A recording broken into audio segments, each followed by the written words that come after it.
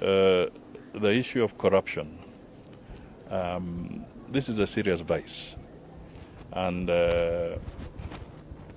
we all must take it up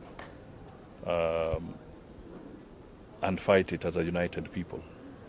Earlier this week, or just at the end of last week, there was the National Conference on Anti-Corruption, and we have to admit that the President and the people who are there raised fundamental points that ought to be followed and tackled so that corruption is fought.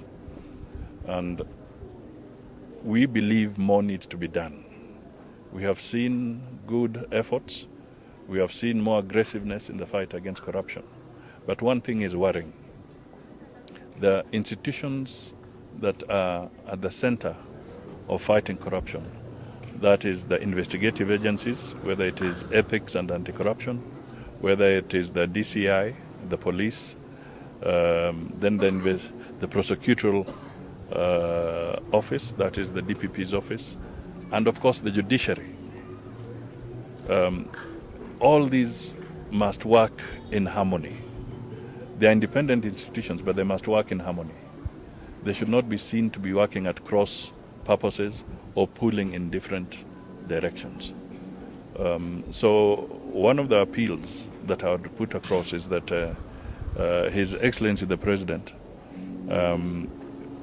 puts his best foot forward so that he can create an environment where these critical arms that are required in the fight against corruption do not engage in a blame game.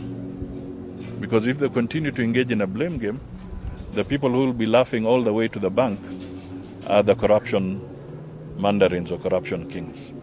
So if you hear the judiciary is saying we haven't gotten the right evidence, and we hear the DPP saying we have put the case there but you have let them go, and then we hear on this side the DCI saying the same.